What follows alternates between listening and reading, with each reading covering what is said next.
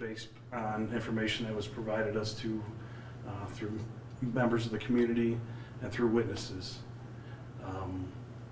Obviously, we're searching that residence right now. I don't believe you guys are aware yet, but there were 2 deceased persons that we've found in that house so far.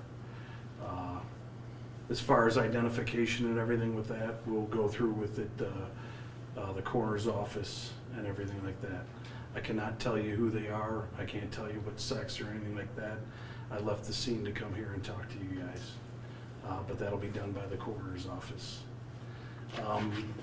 The families have already been informed, and we've reached out to them to make sure that they were aware of what's going on also. But again, we'll work with the coroner's office for that. Also today, related to this case, we've made an arrest of another individual that should be being booked here shortly. His name is Cruz Garcia.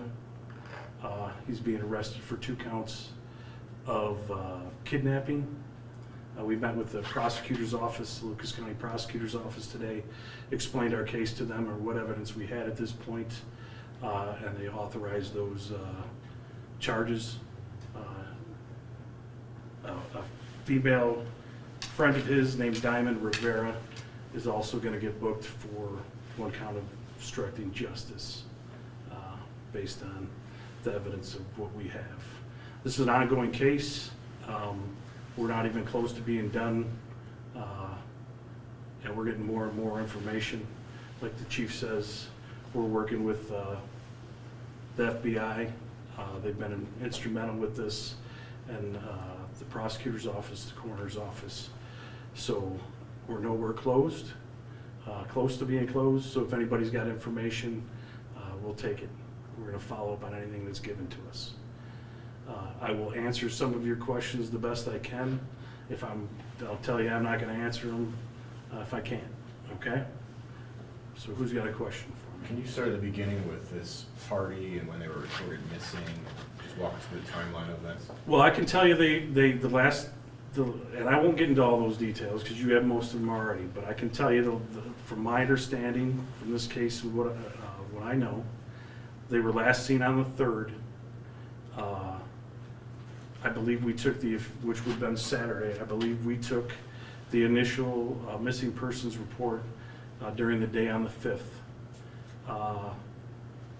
The residence where we're at,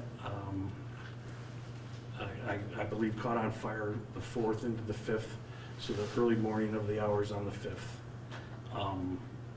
And like I said, from there, that's working the case is where we've got to the arrests of the 3 or 4 people the other day, and then the arrests that we made today, and the discovery of the bodies today.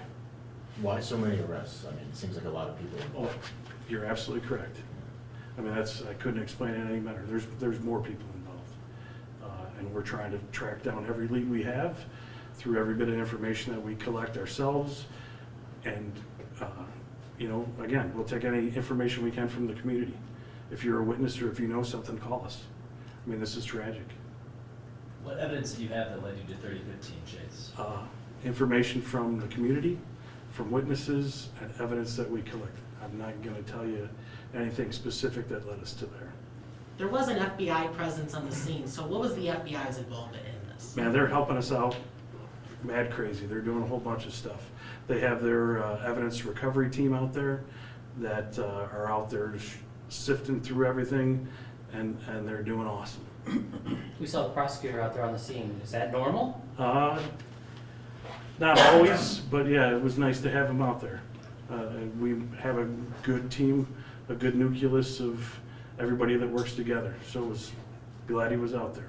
You said you found 2 deceased bodies. Were they inside the house or outside? They were inside that house. Where were the bodies found? Inside the house. In the basement? Yeah, I don't know exactly. I mean, I can't tell you the dynamics because obviously the house got knocked down. I don't know if you saw it prior. I can't tell you where they were at the time. I can tell you they were in the house when we found them, or in the rubble more.